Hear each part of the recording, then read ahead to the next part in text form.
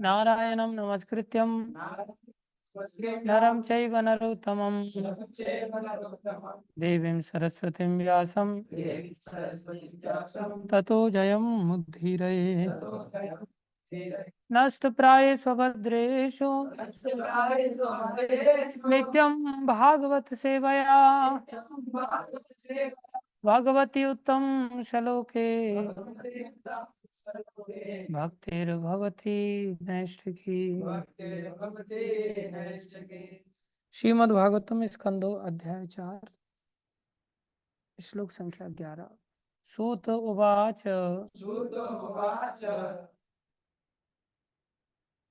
इति उपामन्त्रितो राज्ञा गुणानुकथने हरे ऋषिकेशम् अनुस्मृत्य प्रतिवक्तुं प्रचक्रमे। सूत उवाच इति उपामन्त्रितो राज्ञा गुणा अनुकथने हरेः ऋषिकेशम् अनुस्मृत्य प्रतिवक्तुं प्रचक्रमे। सूत उवाच इति उपामन्त्रितो राज्ञा गुणा अनुकथने हरे ऋषिकेशम् अनुस्मृत्य प्रतिवक्तुं प्रचक्रमे। शब्दार्थ सूत उवाच।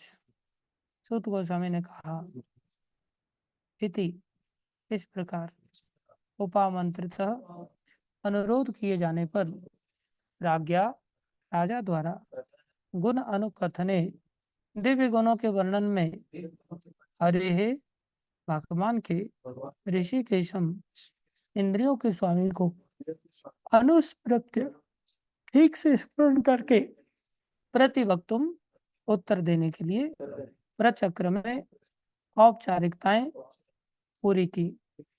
अनुवाद। सूत गोस्वामी ने कहा, जब राजा ने सुखदेव गोस्वामी से इस प्रकार प्रार्थना की कि वे भगवान की सृजनात्मक शक्ति का वर्णन करें, तो उन्होंने इंद्रियों के स्वामी श्री कृष्ण का ठीक से स्मरण किया और उपयुक्त उत्तर देने के लिए इस प्रकार बोले। ओम ज्ञानं तिमिरन्धस्य ज्ञानाञ्जनशलाकया चक्षुरुन्मीलितं येन तस्मै श्री गुरुवे नमः। श्री चैतन्य मनोभीष्टं स्थापितं येन भूतले स्वयं रूपं नामयं ददाति स्वपदान्तिकम्। वन्देऽहं श्रीगुरुं श्रीयुतापदकमलं श्रीगुरुं वैष्णवांश स्वरूपं सागरजातं सहगना रघुनाथान्वितं तं सजीवं साद्वैतं सावधूतं परिजनसहितं कृष्णचैतन्यदेवं श्रीराधाकृष्णपदां सहगना ललिता श्रीविशाखान्वितांश्च। हे कृष्ण करुणा सिंधु दीनबंधु जगतपते गोपेश राधाकांत नमस्ते। तप्त कांचन गौरंगी राधे वृंदावनेश्वरी वृषभानुसुते देवी प्रणमामि हरिप्रिये। वाञ्छाकल्पतरुभ्यश्च कृपा सिन्धुभ्येव च पतितानां पावनेभ्यो वैष्णवेभ्यो नमो नमः। जय श्री कृष्ण चैतन्य प्रभु नित्यानंद श्री अद्वैत गदाधर शिवासादि गौर भक्तवृंद। हरे कृष्णा कृष्णा कृष्णा हरे हरे, हरे राम राम राम हरे हरे। हरे कृष्णा कृष्णा कृष्णा हरे हरे, हरे राम राम राम हरे कृष्णा कृष्णा कृष्णा हरे हरे, हरे राम राम राम हरे हरे। गुरुवे गौरचंद्राय राधिकाय तदालय कृष्णाय कृष्ण भक्ताय तद्भक्ताय नमः। हरे कृष्णा। सभी भक्तों का हार्दिक अभिनंदन है, स्वागत है। तात्पर्य अर्चनी वंदनीय प्रातः स्मरणीय जगत श्रील प्रभुपाद जी द्वारा। श्रील प्रभुपाद की। प्रभुपाद जी हम सभी को क्या समझा रहे हैं, कृपा करके गुरु वैष्णव की दया से हम समझने की चेष्टा करें। उन्हीं की दया से हम दो शब्द बोलने का भी प्रयास करेंगे। आप कृपा करके ध्यान से सुनिए। भागवत भक्तों को जब कोई व्याख्यान देना होता है तथा भगवान के दिव्य गुणों का वर्णन करना होता है तो वे यह नहीं सोचते कि वे कोई भी बात स्वतंत्र रूप से कर सकते हैं। वे सोचते हैं कि वे सिर्फ वही बोल सकते हैं जिसकी प्रेरणा उन्हें इंद्रियों के स्वामी परमेश्वर द्वारा दी जाती है। बहुत बड़ी बात है। ये भगवत भक्तों के साथ ऐसा होता है। जो भगवान के भक्त नहीं होते उनको काफी संघर्ष करना होता है। भगवान हम सबके हृदय में बैठे हुए हैं। बैठने के कारण भगवान जीव मात्र को प्रेरित करते हैं। परमात्मा स्वरूप से भगवान प्रत्येक जीव को अंदर से प्रेरणा देते हैं। ऐसा करो, ऐसा करो, ऐसा करो, ऐसा बोलो, ऐसा बोलो। हर व्यक्ति को देते हैं, हमेशा देते हैं। छोटी छोटी बातों से लेकर के बड़ी बातों तक सब चीजों की प्रेरणा अंदर से आती है। कोई कार्य ऐसा नहीं है हमारे शरीर का, किसी भी इंद्रिय का, जो बिना भगवत प्रेरणा के हो जाए। हर कार्य भगवत प्रेरणा से ही होता है। चाहे सोर्स रूप में उस प्रेरणा का कारण भगवान हो या सोर्स रूप में उस प्रेरणा के कारण हम स्वयं हो। ऐसा कैसे? ऐसा इसलिए कि भगवान के हम अंश होने के कारण भगवान की ही तरह हमारे पास भी स्वतंत्रता है। क्या है? स्वतंत्रता है। तो स्वतंत्रता होने के कारण भगवान उस स्वतंत्रता में हस्तक्षेप नहीं करते। भगवान क्या करते हैं? हस्तक्षेप नहीं करते। तो फिर क्या करते हैं? वो अधिकार देते हैं कि भाई तुम्हारी जैसी इच्छा है। स्वतंत्रता का मतलब तो जैसी इच्छा वैसा करना ना। तुम्हारी जैसी इच्छा है वैसा कर सकते हो। तो जीव जो है स्वतंत्र तो है इच्छा के लिए, लेकिन इतना भी स्वतंत्र नहीं कि सब कुछ वो करने लग जाए। तो फिर वो क्या करने लग सकता है? बोले वो ज्यादा से ज्यादा इच्छा ही कर सकता है बस। इतनी स्वतंत्रता है। क्या कर सकता है? इच्छा ही कर सकता है बस। और भगवान इतने दयालु पिता हैं, इतने दयालु हैं, इतने दयालु हैं। जैसे संतान कैसी भी लंगड़ी लूली कैसी भी हो, माता पिता को प्यारी लगती है। और भगवान कृष्ण उन सभी माता पिताओं के भी माता पिता हैं। करोड़ों करोड़ों करोड़ों करोड़ों माता पिता जितना प्रेम धारण करते हैं उससे भी अनंत गुना प्रेम भगवान के हृदय में होता है। संसार में तो कोई माँ बाप है ही नहीं, आइडियली देखा जाए तो। उनके अंदर वो प्रेम थोड़ी हो सकता है। वो तो शरीर का संबंध है। आत्मा रूप से थोड़ी ना उन्होंने पैदा किया है किसी। शरीर के संबंध में भी माँ बाप का प्यार कितना देखा जाता है, जो कि नश्वर शरीर है। लोग कैसे, माता पिता कैसे पागल हो जाते हैं। ठीक है तेरी इच्छा है, तू इस लड़की से प्यार करता है, चल इसी से शादी कर। होता है ऐसा कि नहीं? अरे पूछ रहा हूँ भैया, घबरा क्यों रहा है? तेरी शादी नहीं हुई पता है मेरे को। तेरे ऊपर नहीं डालूंगा मैं ऐसा कोई ब्लेम। शादी हो गई होती तो मैं ऐसा पूछता तेरे को। ऐसा होता है कि नहीं? वो जानते हैं माता पिता ये लड़की इसको बर्बाद करेगी, ये इसका सब कुछ लूट करके ले जाएगी, अकल नहीं आ रही है अभी इसको। लेकिन माता पिता ये भी देख रहे हैं कि अभी शादी नहीं किया तो ये अभी मर जाएगा, आत्महत्या करने पर उतारू है। तो क्या करेंगे माता पिता? कर ले भैया, थोड़ी देर से मरेगा। कुछ दिन तो जिंदा रहेगा हमारे साथ। मजबूरी हो जाती। माता पिता का जो प्यार है ना, वो माता पिता को विवश कर देता है। उनका साथ देने, सबके साथ ऐसा होता है। तो भगवान कृष्ण का कितना प्यार होगा, कोई अनुमान नहीं लगा सकता। भगवान का इतना प्यार होता है कि जीव यहाँ तक उतरा, मेरे को टट्टी खानी है, भगवान करे खा ले भैया, क्या करें, मर जाएगा नहीं तो। वहां तक भगवान साथ देते हैं, और साथ में आना पड़ता है उनको। जीव इच्छा ही कर सकता है ना, खाने का खिलाने का काम तो भगवान को सहायता करके कराना पड़ता है, इसलिए सुअर बन जाता है जीव, तब भी भगवान को साथ में आना पड़ता है। साथ केवल भगवान ही निभाते हैं सर्वत्र। जीव का काम केवल इतनी स्वतंत्रता है कि वो क्या कर सकता है, इच्छा कर।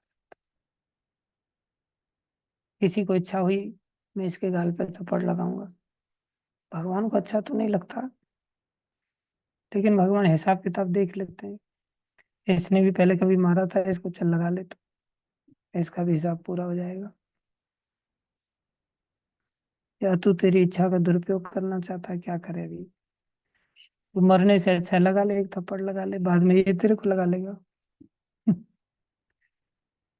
कुल मिलाकर के भगवान ऐसी व्यवस्थाएं प्यार के कारण विवश होकर के मजबूरी में हमारी इच्छा की पूर्ति करने के लिए उनको करना पड़ता है। इतना समझ आया। तो कोई भी कार्य बिना इच्छा के तो होगा नहीं, किसी भी कार्य करने को लेकर के पहले तो इच्छा ही आएगी ना। तो उस इच्छा को या तो जीव करे, क्योंकि वो भी स्वतंत्र है, या उस इच्छा को भगवान करें, वो भी स्वतंत्र है।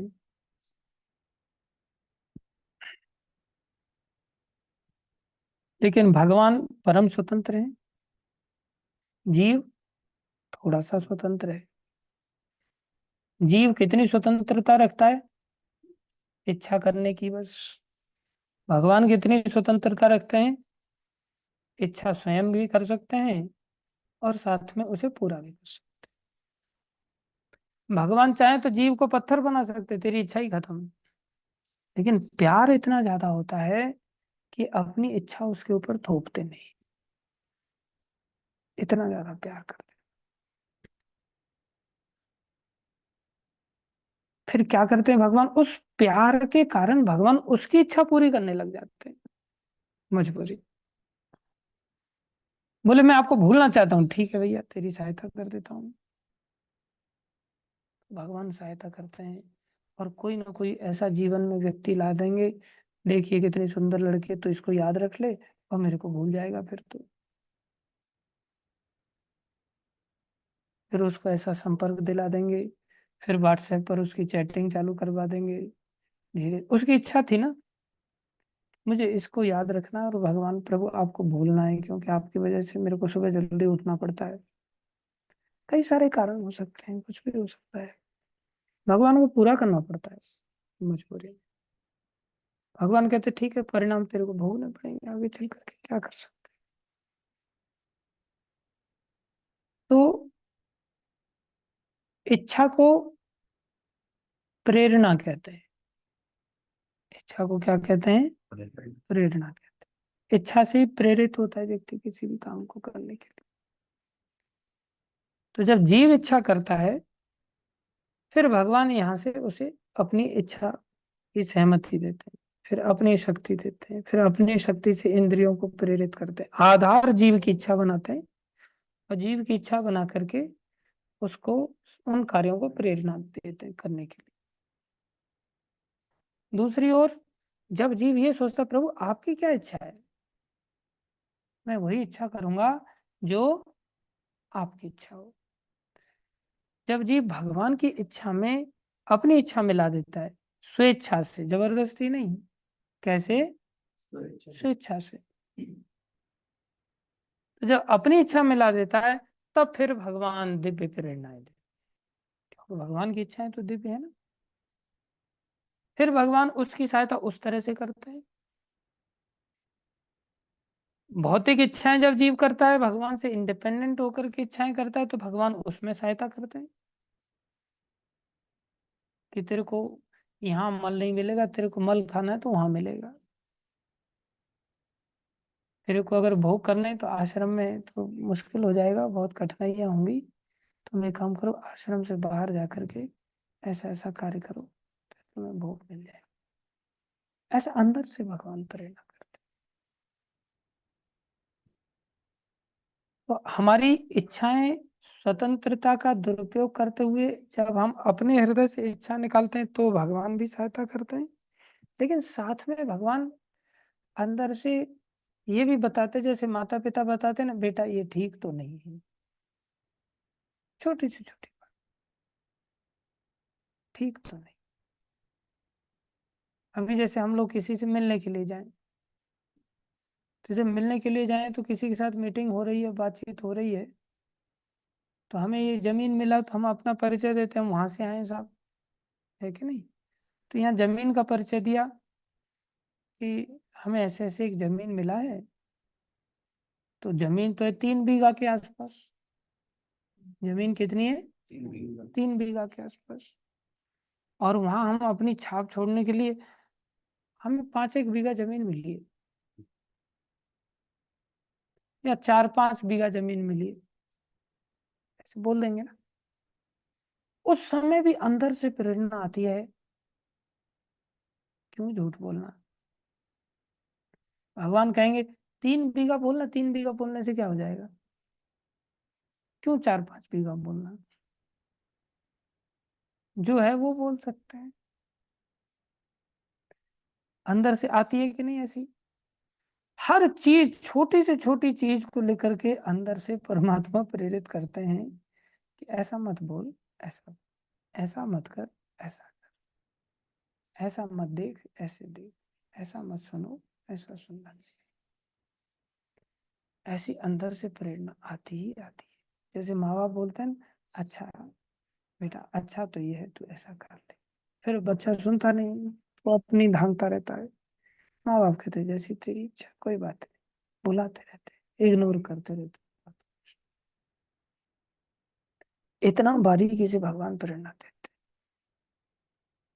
और जब भक्त अपनी नहीं चलाता, उस प्रेरणा को सुनता है, भक्ति करता है, अपनी इच्छाओं को शुद्ध कर लेता है, अपने चित्त को शुद्ध कर लेता है, उस समय में फिर भगवान धड़ाधड़ धड़ाधड़ धड़ाधड़ ऐसे ऐसे शास्त्रों से प्रेरणा देंगे कि फिर वो जो कुछ भी बोलना चाहेगा भगवान भंडार खोल देते।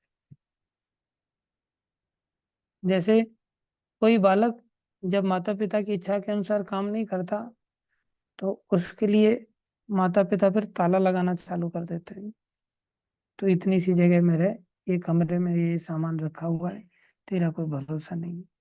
तो ताला लगना चालू हो जाता है।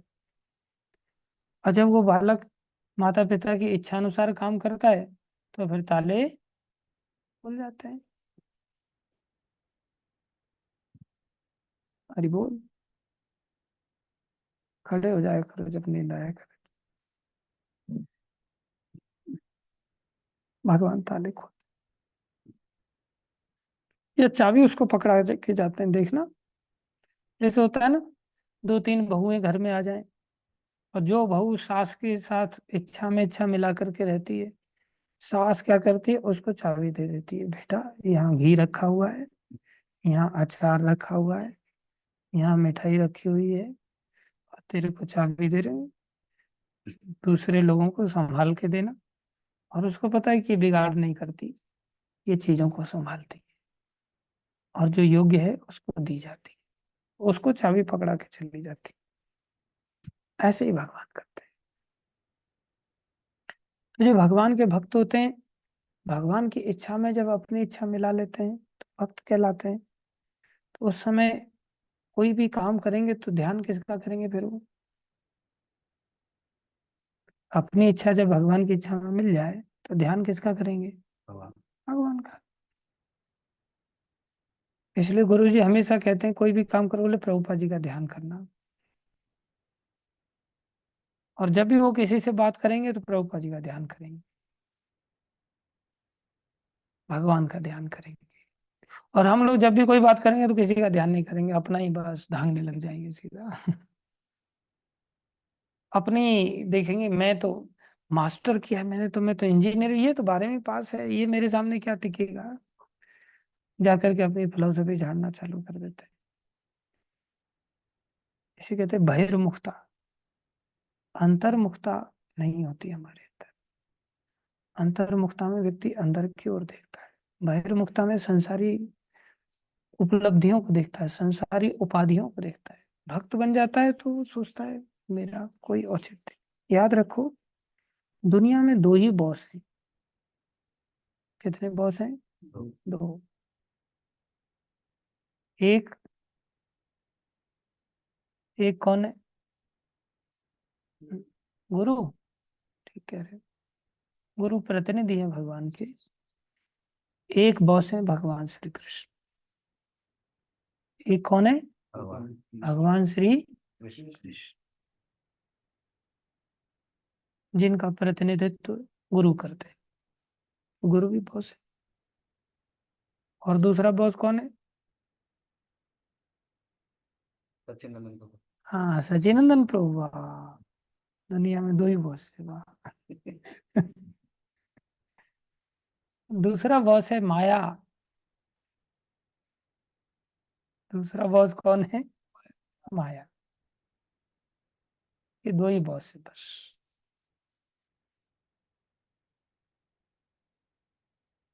या तो भगवान के लिए जागो, जो कि प्रतिनिधित्व गुरु करते हैं, या माया के लिए जागो, जिसका प्रतिनिधित्व पुरुष के लिए स्त्री करती है, स्त्री के लिए पुरुष करता है। उसके लिए जागो, है कि नहीं? जागना तो पड़ेगा, सेवा तो करनी पड़ेगी। और सेवा दो प्रकार से करनी होती है। ऐसे ऐसे ऐसे ऐसे क्यों एकदम से समाधि में मत जाओ। सेवा दो प्रकार से कर सकता है व्यक्ति। जिसकी भी सेवा करते हैं उसको दास कहते हैं। और हम दास, अनुदास, अनुदास बनना चाहते हैं। महाप्रभु ने शिक्षा दिया है, भाई दास तो बनना पड़ेगा। और दासों के दास बन जाए ज्यादा बढ़िया, है कि नहीं? दासों के दास में दो तरह के दास हैं। एक तो कृष्ण की परंपरा वाले दास हैं,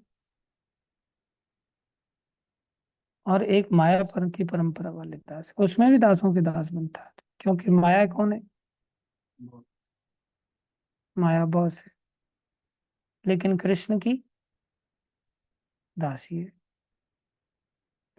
वैसे माया बॉस है, लेकिन कृष्ण की दासी है। वहां भी दासों के ही दास हैं हम। हमारी इच्छा है कि हम कौन सी वाली परंपरा को अपनाते हैं। गुरु परंपरा वाली दास में दास बनना चाहते हैं, या माया वाली परंपरा में दास बनना चाहते हैं। जैसे व्यक्ति जेल के अंदर डंडे खा करके नियमों का पालन करता है, और जेल से बाहर सरकार के ही प्यार से नियमों का पालन करता है। पालन तो करना पड़ेगा उसको। तो जो माया की दास्ता है, उसमें शुरुआत में बहुत प्रलोभन रहता है, लेकिन प्यार नहीं होता। बाद में डंडे खा खा करके आदमी को सब झेलना पड़ता है। और जो परंपरा की दास्ता है, उसमें शुरुआत में शासन होता है, डंडे फील होते हैं, लेकिन हमेशा के लिए प्यार प्राप्त हो जाता है। इसलिए निर्भर करता है हम कौन सी दास्ता। अगर हम भक्तों की दास्ता करेंगे तो ध्यान आएगा, अच्छा गुरु जी की ये इच्छा है, और गुरु जी ने ये कहा था, और मैं क्यों नहीं कर पा रहा हूँ। और व्यक्ति दुखी होता है, फिर भगवान से प्रार्थना करता है, फिर भगवान पूरा करता है। दूसरी ओर, अच्छा मेरी गर्लफ्रेंड ने कब से नेकलेस मांगा है, अभी तक मैं दे नहीं पाया हूँ। कब से उसने, हाँ, उंगली की अंगूठी मांगी है, रिंग मांगा है, अभी तक नहीं दे पाया मैं उसको। कब से वो पीछे पड़ी है कि मेरे को बुर्ज खलीफा दिखा के लाओ, मैं अभी तक नहीं लेकर के जा पाया। कब से गुरुजी कह रहे थे बेटा तू मेरे को वृंदावन के दर्शन करा, अरे मैं अभी तक नहीं जा पाया। कब से वो कह रही मेरे को दूसरा मकान दिला दे, अभी तक मैं उसको मकान नहीं दिला पाया। कब से वो सास ससुर भाइयों के साथ में बेचारी संघर्ष कर रही है। कब से गुरुजी कह रहे हैं कि तू यहाँ भी सेंटर खोल दे, मैं अभी तक यहाँ जमीन नहीं ले पाया, मंदिर निर्माण नहीं करा पाया। कब से वो पीछे पड़ी है कि मेरे को पैसा क्यों नहीं ला करके देता तू। कब से गुरुजी पीछे पड़े कि तू थोड़ा सा पैसा मेरे को ला करके दे दे, जिससे बेचारे गुरुकुल के बच्चों का भला हो जाए, जिससे इनका कल्याण हो जाए। वो सब ध्यान एकदम से अंदर से। कब से आदमी सोचता है अरे वो तो नहीं मांग रही, लेकिन मेरे को उसके लिए बढ़िया सी गाड़ी देनी है, गिफ्ट करना है। ऐसे कब से गुरुजी को मैंने कुछ गिफ्ट नहीं किया, बर्थडे आ रहा है मेरे को गुरुजी को कुछ गिफ्ट करना, ध्यान करता है वो किसका। माया बहुत माया। माया तो माया रूपी बॉस का ध्यान करेगा यार, गुरु रूपी बॉस का ध्यान करे तो ध्यान तो करना पड़ेगा। वो जैसा ध्यान करेगा उसके अनुसार उसको वैसा वो होना। भागवत शिक्षा दे रही है। सुखदेव गोस्वामी ने भी बोले ध्यान किया परीक्षित महाराज के प्रश्न का उत्तर दे, और फिर उत्तर दिया।